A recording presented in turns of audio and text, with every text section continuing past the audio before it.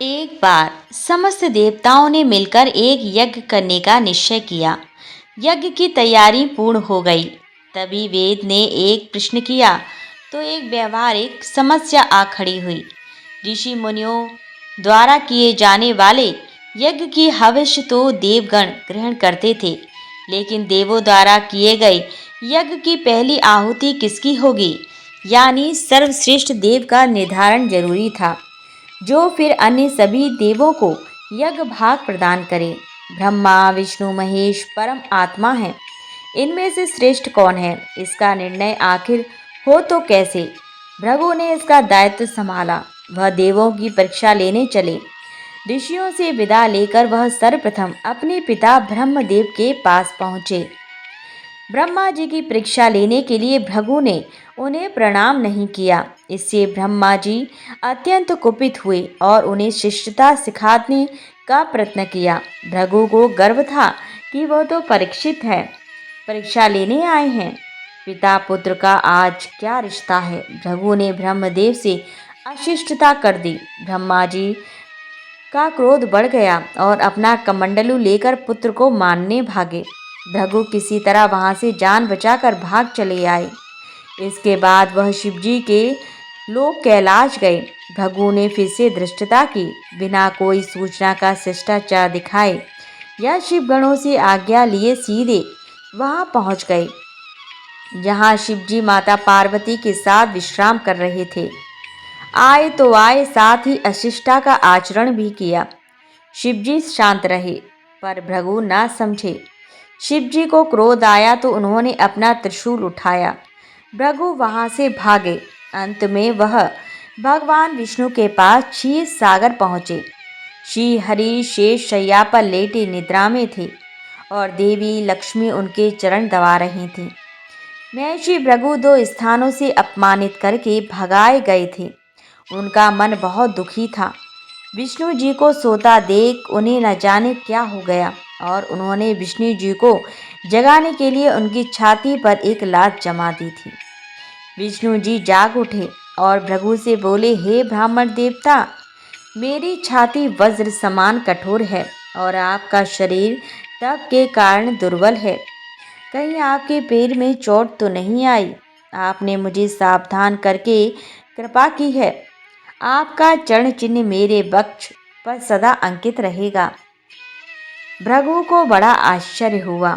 उन्होंने तो भगवान की परीक्षा लेने के लिए यह अपराध किया था, परंतु भगवान तो दंड देने के बदले मुस्कुरा रहे थे। उन्होंने निश्चय किया कि श्री हरि जैसा विनम्र कोई भी नहीं है।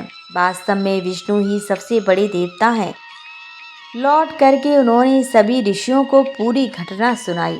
सभी ने एक मत से यह निर्णय किया कि भगवान विष्णु को ही यज्ञ का प्रधान देवता समझकर मुख्य भाग दिया जाएगा।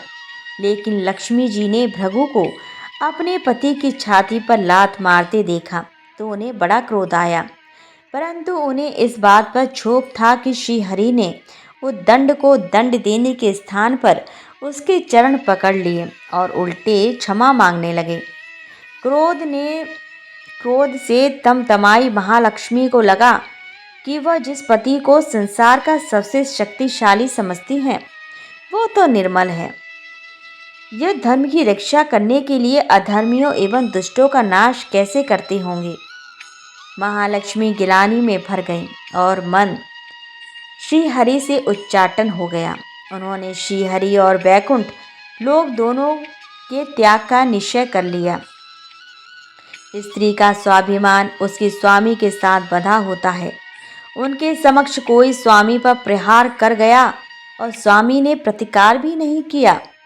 यह बात मन में क्रोधती रही। यह स्थान वास के योग्य नहीं है, पर त्याग कैसे करें। श्री हरि ने ओझल होकर कैसे रहना होगा। वह उचित समय की प्रतीक्षा करने लगी। श्री हरि ने हिरण्याक्ष के कोप से मुक्ति दिलाने के लिए वराह अवतार लिया और दुष्टों का संहार करने के लिए महालक्ष्मी के लिए यह समय उचित लगा। उन्होंने वैकुंठ का त्याग कर दिया और पृथ्वी पर एक वन में तपस्या करने लगे। तब करते करते उन्होंने अपना शरीर छोड़ दिया। विष्णु जी वराह अवतार का अपना कार्य पूर्ण कर बैकुंठ लौटे तो महालक्ष्मी नहीं मिली। वह उन्हें खोजने लगे। श्री हरि ने उन्हें तीनों लोकों में खोजा, किंतु तब करके माता लक्ष्मी ने भ्रमित करने की अनुपम शक्ति प्राप्त कर ली थी। उसी शक्ति ने उन्होंने श्री हरि को भ्रमित रखा। आखिर श्री हरि को पता लग ही गया, लेकिन तब तक वह शरीर छोड़ चुकी थी। दिव्य दृष्टि से उन्होंने देखा कि लक्ष्मी जी ने चोर राज के घर में जन्म लिया है। श्री हरि ने सोचा कि उनकी पत्नी ने उनका त्याग सामर्थ्यहीन समझने के भ्रम में किया है, इसीलिए वह उन्हें पुनः प्राप्त करने के लिए अलौकिक शक्तियों का प्रयोग नहीं करेंगे। महालक्ष्मी ने मानव रूप धरा है, तो अपनी प्रिय पत्नी को प्राप्त करने के लिए वो भी साधारण मानवों के समान व्यवहार करेंगे और महालक्ष्मी जी का हृदय और विश्वास जीतेंगे। भगवान ने श्रीनिवास का रूप धरा और पृथ्वीलोक पर चोल नरेश के राज्य में निवास करते हुए महालक्ष्मी से मिलन के लिए उचित अवसर की प्रतीक्षा करने लगे। राजा आकाशराज निसंतान थे। उन्होंने सुखदेव जी की आज्ञा से संतान प्राप्ति यज्ञ किया। यज्ञ के बाद यज्ञशाला में ऋषियों ने राजा को हल जोतने को कहा। राजा ने हल जोता तो हल का फल किसी वस्तु से टकराया। राजा ने उस स्थान को खोदा तो एक पेटी के अंदर सहस्त्र दल कमल पर एक छोटी सी कन्या विराजमान थी। वह महालक्ष्मी ही थी। राजा के मन की मुराद पूरी हो चुकी थी, क्योंकि कन्या कमल के फूल में मिली थी, इसीलिए उनका नाम रखा गया पद्मावती। पद्मावती नाम के अनुरूप ही रूपवती और गुणवती थी। साक्षात लक्ष्मी का अवतार पद्मावती विवाह के योग्य हुई। एक दिन वह बाग में फूल चुन रही थी।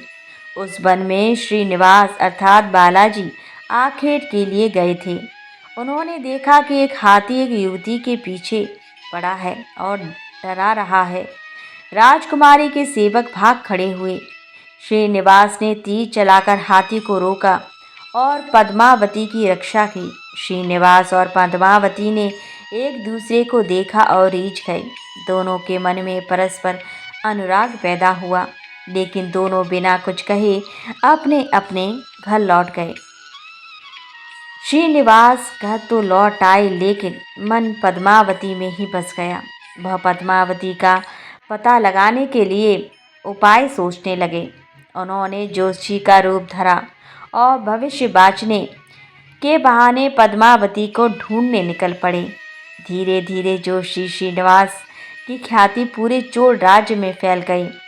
पद्मावती के मन में श्रीनिवास के लिए प्रेम जागृत हुआ। वह भी उनसे मिलने को व्याकुल थी, किंतु कोई पता ठिकाना न होने के कारण उनका मन चिंतित था।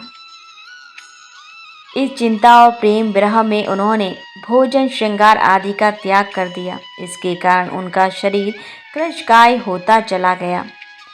राजा से अपनी पुत्री की यह दशा न देखी जा रही थी। वह चिंतित थे। जोशी की प्रसिद्धि की सूचना राजा को हुई। राजा ने जोशी श्रीनिवास को बुलाया और सारी बात बताकर अपनी कन्या की दशा का कारण बताने को कहा। श्रीनिवास राजकुमारी का हाल समझने पहुँचे तो पद्मावती को देखकर प्रसन्न हो गए।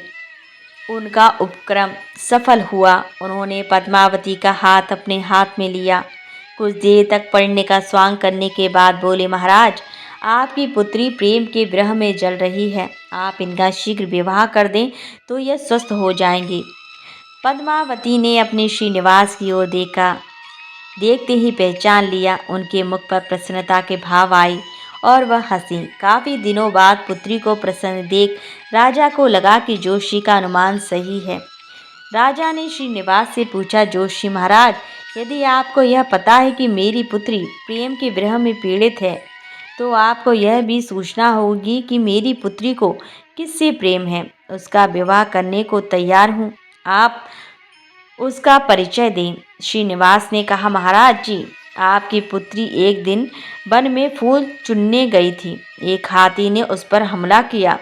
तो आपके सैनिक और दासियां भाग खड़ी हुईं। राजकुमारी के प्राण एक धनुर्धर ने बचाए थे।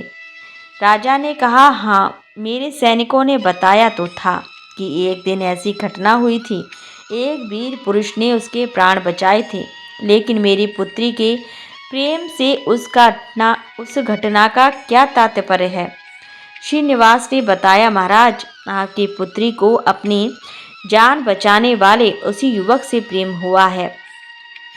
राजा के पूछने पर श्रीनिवास ने कहा, वह कोई साधारण युवक नहीं, बल्कि शंख चक्रधारी स्वयं भगवान विष्णु ही हैं। इस समय वैकुंठ को छोड़कर मानव रूप में श्रीनिवास के नाम से पृथ्वी पर वास कर रहे हैं। आप अपनी पुत्री का विवाह उनसे करें, मैं इसकी सारी व्यवस्था करा दूंगा।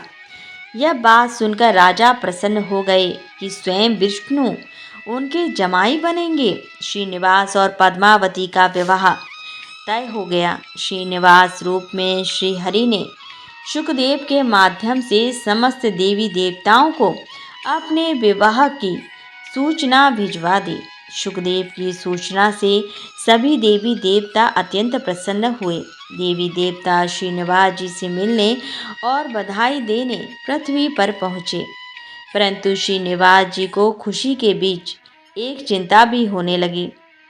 देवताओं ने पूछा, भगवान, संसार की चिंता हरने वाले, आप इस उत्सव के मौके पर इतना चिंता से आतुर क्यों हैं? श्रीनिवास जी ने कहा, चिंता की तो बात तो है, धन का अभाव है। महालक्ष्मी ने मुझे त्याग दिया, इस कारण धनहीन हो चुका हूँ। स्वयं महालक्ष्मी ने तब से शरीर त्याग मानव रूप लिया है और पिछली स्मृतियों को गुप्त कर लिया है। इस कारण उन्हें यह सूचना नहीं है कि वो महालक्ष्मी का स्वरूप हैं। वह तो स्वयं को राजकुमारी पद्मावती ही मानती हैं। मैंने निर्णय किया है कि जब तक उनका प्रेम पुनः प्राप्त नहीं करता, अपनी माया का उन्हें आभास नहीं कराऊंगा। इस कारण मैं एक साधारण मनुष्य का जीवन व्यतीत कर रहा हूँ, और वह है राजकुमारी। राजा की पुत्री से शादी करने और घर बसाने के लिए धन, वैभव और ऐश्वर्य की ज़रूरत है। वह मैं कहाँ से लाऊंगा? स्वयं नारायण को धन की कमी सताने लगी। मानव रूप में आए प्रभु को भी विवाह के लिए धन की आवश्यकता हुई। यही तो ईश्वर की लीला है। जिस रूप में रहते हैं उस योनि के जीवों के सभी कष्ट सहते हैं। श्री हरि विवाह के लिए धन का प्रबंध कैसे हो, इस बात से चिंतित हैं। देवताओं ने जब यह सुना तो उन्हें आश्चर्य हुआ। देवताओं ने कहा, कुबेर आवश्यकता के बराबर धन की व्यवस्था कर देंगे। देवताओं ने कुबेर का आवाहन किया तो कुबेर प्रकट हुए। कुबेर ने कहा, यह तो मेरे लिए प्रसन्नता की बात है कि आपके लिए कुछ कर सकूं। प्रभु, आपके लिए धन का तत्काल प्रबंध करता हूँ। कुबेर का कोष आपकी कृपा से ही रक्षित है। श्री हरि ने कुबेर से कहा, यक्षराज कुबेर, आपको भगवान भोलेनाथ ने जगत और देवताओं के धन की रक्षा का दायित्व सौंपा है। उसमें से धन मैं अपनी आवश्यकता के हिसाब से लूँगा अवश्य, पर मेरी एक शर्त भी होगी। श्री हरि कुबेर से धन की प्राप्ति की शर्त रख रहे हैं। यह सुनकर सभी देवता आश्चर्य में पड़ गए। श्री हरि ने कहा, ब्रह्मा जी और शिव जी साक्षी रहें, कुबेर से धन ऋण के रूप में लूँगा, जिसे भविष्य में ब्याज सहित चुकाऊंगा। श्री हरि की बात से कुबेर समेत सभी देवता विस्मय में एक दूसरे को देखने लगे। कुबेर बोले, भगवान, मुझसे कोई अपराध हुआ तो उसके लिए क्षमा कर दें, पर ऐसी बात ना कहें। आपकी कृपा से विहीन होकर मेरा सारा कोष नष्ट हो जाएगा। श्री हरि ने कुबेर को निश्चित करते हुए कहा, आपसे कोई अपराध नहीं हुआ। मैं मानव की कठिनाई का अनुभव करना चाहता हूँ। मानव रूप में उन कठिनाइयों का सामना करूँगा जो मानव को आती हैं। धन की कमी और ऋण का बोझ सबसे बड़ा होता है।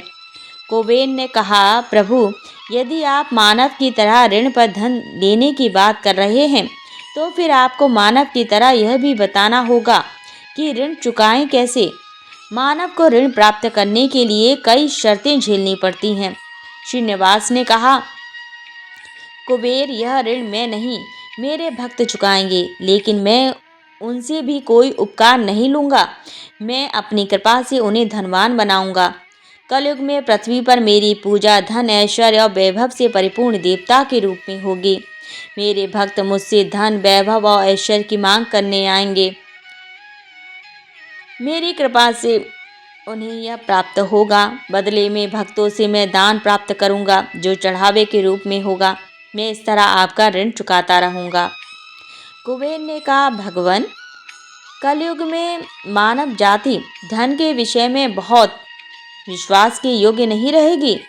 उन पर आवश्यकता से अधिक विश्वास करना क्या उचित होगा?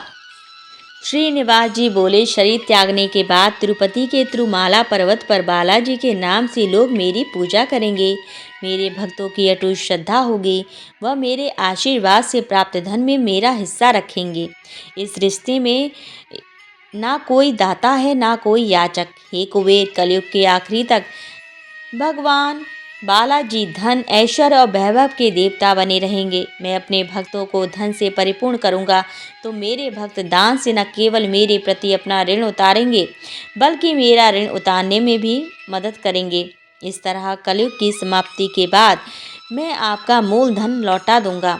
कुबेर ने श्री हरि द्वारा भक्त और भगवान के बीच एक ऐसे रिश्ते की बात सुनकर उन्हें प्रणाम किया और धन का प्रबंध कर दिया। भगवान श्रीनिवास और कुबेर के बीच हुए समझौते के साक्षी स्वयं ब्रह्मा और शिव जी हैं। दोनों वृक्ष रूप में साक्षी बन गए। आज भी पुष्करणी तीर्थ के किनारे ब्रह्मा और शिव जी बरगद के पेड़ के रूप में साक्षी बनकर खड़े हैं। ऐसा कहा जाता है कि निर्माण कार्य के लिए स्थान बनाने के लिए इन दोनों पेड़ों को जब काटा जाने लगा तो उनमें से खून की धारा फूट पड़ी। पेड़ काटना बंद करके उसकी देवता की तरह पूजा होने लगी। इस तरह भगवान श्रीनिवास अर्थात बालाजी और पद्मावती अर्थात महालक्ष्मी का विवाह पूरे धूमधाम से हुआ। उसमें सभी देवगण पधारे। भक्त मंदिर में दान देकर भगवान पर चढ़ा ऋण उतार रहे हैं, जो कलयुग के अंत में तक जारी रहेगा। तो प्रेम से बोलिए, जय श्री बालाजी महाराज की जय।